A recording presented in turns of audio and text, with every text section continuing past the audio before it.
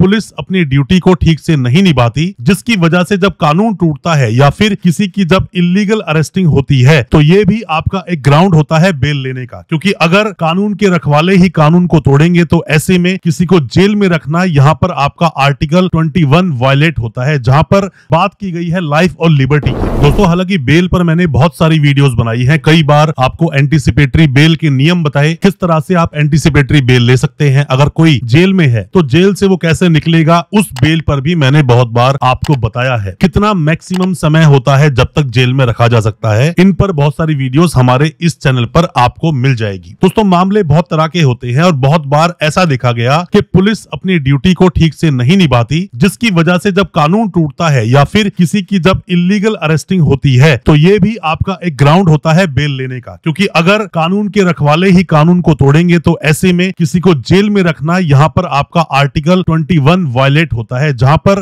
बात की गई है लाइफ और लिबर्टी की। उसी के साथ साथ दोस्तों बहुत बार ऐसे जजमेंट्स आए, गाइडलाइंस आई, जो गाइडलाइंस पास की गई सुप्रीम कोर्ट के द्वारा और जो कि जितने भी स्टेट अपने देश के हैं, मतलब पूरे देश में, चाहे वो जम्मू कश्मीर ही क्यों ना हो, सभी जगह उन गाइडलाइंस को फॉलो करना पड़ेगा पुलिस वालों को, बट फिर भी वो नहीं करते हैं। आज हम चीटिंग का जो सेक्शन है, जो पहले 420 आईपीसी हुआ करता था, अब वो सेक्शन 318 का सबसेक्शन 4 बन गया है चीटिंग में। तो उसी के बारे में आज हम बात करेंगे कि क्या आपके ग्राउंड्स हो सकते हैं बेल लेने के, फिर चाहे वो एंटीसिपेटरी बेल हो, फिर चाहे वो रेगुलर बेल हो। ये वीडियो आपके बहुत काम आने वाला है, वीडियो को पूरा देखें। ज्यादा कुछ जानने के लिए चीटिंग केसेस के बारे में दोस्तों बने रहिए हमारे इस वीडियो के साथ। नमस्कार दोस्तों, फिर एक बार स्वागत करता हूं आप सभी का अपने इस यूट्यूब चैनल पर, जिसका नाम है फाइट फॉर ट्रू। मेरा नाम है वीरेंद्र वर्मा। दोस्तों आप में से कोई भी नए वकील साहब है, कोई भी लॉ स्टूडेंट है, कोई भी अभी कानून की जानकारी ले रहा है या फिर आप पर कोई केस हुआ है, वीडियो बहुत काम का है। कोई भी ऑनलाइन कंसल्टेंसी आप लेना चाहते हैं, हमसे बात करना चाहते हैं, दिए गए नंबर पर आप व्हाट्सएप कर सकते हैं और अपनी कॉल को बुक कर सकते हैं। दोस्तों होता क्या है कि जब भी कोई चीटिंग का मामला सामने आता है, क्योंकि चीटिंग में पैसा इन्वॉल्व होता है, ऐसे में कई बार पुलिस वाले दरकिनार कर देते हैं उन गाइडलाइंस को जो दी गई सुप्रीम कोर्ट के द्वारा। मतलब कि किसी भी इंसान को आप ऐसे ही अरेस्ट नहीं करेंगे, पहले उसको 41A का नोटिस दिया जाता था। पहले जब आईपीसी में सेक्शन 420 में किसी को अरेस्ट करते थे, अब वो सेक्शन बदल गया है, वो सेक्शन 35 का सबसेक्शन 3 बन गया है, जिसका नोटिस आपको दिया जाएगा। मतलब कि नोटिस सिर्फ इतनी सी बात बोलता है कि आप पुलिस वाले के सामने आए और अपनी बातों को बताएं, बट फिर भी बहुत सारे पुलिस वाले इसको फॉलो नहीं करते हैं। दोस्तों आप देखते हो आजकल बहुत सारे ऑनलाइन फ्रॉड होते हैं। कई बार मैंने ऐसे केसेस को फाइट किया, दिल्ली में सुप्रीम कोर्ट तक हमें जाना पड़ा ऐसे केसेस को लेकर, जिसके अंदर पुलिस ने उन गाइडलाइंस को फॉलो नहीं किया। कई बार होता क्या है कि ऐसा अक्सर देखने को मिलता है कि कोई भी जो मासूम से लोग होते हैं, कम पढ़े लिखे होते हैं, कम समझदार होते हैं, उनसे जो फ्रॉडस्टर्स हैं, जो चीटर्स होते हैं, वो लोग उनका अकाउंट ले लेते हैं 2-3 हजार रुपए देकर, और बाद में उस अकाउंट में बहुत सारी ट्रांजैक्शंस कराई जाती हैं और लोगों से इवन उनके अकाउंट की डिटेल्स के साथ साथ उनका एटीएम कार्ड भी ले लेते हैं, चेकबुक भी ले लेते हैं पैसे को निकालने के लिए। ऐसे बहुत सारे केसेस में अलग अलग स्टेट्स में जाकर भी हमने केसेस में देखा है। तो ऐसे में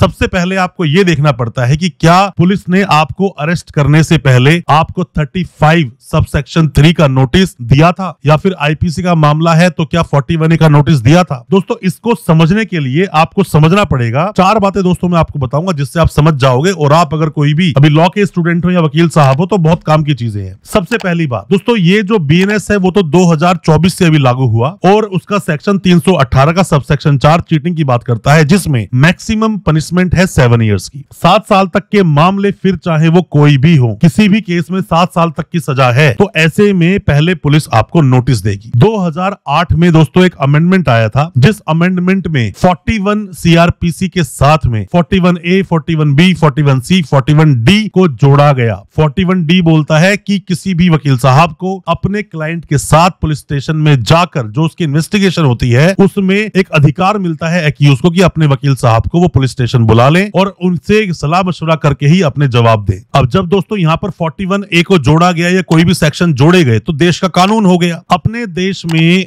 सुप्रीम कोर्ट के द्वारा कोई भी बातें कही गई वो देश का कानून बन जाता है। आर्टिकल 141 यही बात आपको बोलता है। तो 2008 में तो अमेंडमेंट आया पर उसका पालन नहीं किया जा रहा था। इसी चीज को देखते हुए 2014 में Arnesh Kumar versus state of Bihar का एक जजमेंट आया। बोला गया 7 साल तक के जितने भी मामले मैक्सिमम पनिशमेंट के होंगे 41A का नोटिस दिए बिना अगर किसी को अरेस्ट किया तो वो इलीगल अरेस्ट है, पुलिस को नोटिस देना पड़ेगा। सीधा अरेस्ट नहीं कर सकती। फिर भी दोस्तों ये चीजें प्रोसेस में नहीं लाई जा रही थी। तो दोस्तों इसके बाद फिर से एक जजमेंट आया, सुप्रीम कोर्ट ने फिर से अपनी गाइडलाइंस दी। सतेंद्र कुमार अंटिल वर्सेस सीबीआई जो कि 2022 का मामला था, उसमें गाइडलाइंस बहुत ही डिटेल में दी गई। जजमेंट बहुत डिटेल्ड एक जजमेंट आया। फिर से बोला गया कि ये बातें माननी ही पड़ेंगी कि आप पहले नोटिस दोगे। अगर किसी को 7 साल तक के मामलों के लिए आप अरेस्ट करना चाहते हो या फिर आप उसको अरेस्ट करने की सोच रहे हो, सीधा आप अरेस्ट नहीं कर सकते, पहले नोटिस देंगे। और चीटिंग का जो मामला है दोस्तों, ये 420 जो आईपीसी है या फिर 318 का सबसेक्शन 4 का जो मामला है, ये मैक्सिमम पनिशमेंट 7 साल का है। कंपाउंडेबल ऑफेंस है, कंपाउंड करके केस को खत्म भी कर सकते हो, क्वैश करा सकते हो आप। इसके लिए भी आप जा सकते हो, मजिस्ट्रेट साहब इसका ट्रायल चलाते हैं। और दोस्तों फिर भी नहीं बात मानी गई तो इसी में एक और एडिशन एप्लीकेशन लगी जो कि बाद में 2025 में, अभी 2025 में फरवरी में डिसाइड की गई। राकेश कुमार वर्सेस विजेंता आर्या डीसीपी दिल्ली का यह मामला था, जिसमें फिर से बोला गया कि आप अगर किसी को नोटिस दे रहे हो, पुलिस वाले क्या करते थे, सबको व्हाट्सएप पे नोटिस दे दिया करते थे। और जब कोर्ट में हम लोग एप्लीकेशन लगाते थे बेल की, तो बोलते थे हमने तो नोटिस दिया था, ये सामने आया ही नहीं, या हमने इसको मेल किया था। तो दोस्तों इन चीजों को बिल्कुल सिरे से नकार दिया गया कि आप किसी को भी व्हाट्सएप पर नोटिस नहीं दोगे, मेल पर नहीं दोगे। आप ये नहीं बोलोगे कि हमने नोटिस दिया, ये नहीं आया, ये सब नहीं चलेगा। जो रेगुलर जो तौर तरीके हैं, मतलब कि कोई पुलिस वाला उसके पास जाएगा, नोटिस देगा, या बाय पोस्ट भेजिए तरीके से, क्योंकि उस पर रिसीविंग होती है, किसने रिसीव किया। आप ऐसे ही किसी को नोटिस नहीं दे सकते। तो चीटिंग के मामले में अगर मान लीजिए नोटिस किसी भी आपके सगे संबंधी जानकार को नहीं दिया, उठाकर उसको जेल में डाल दिया, क्लियरली बात है यह है इलीगल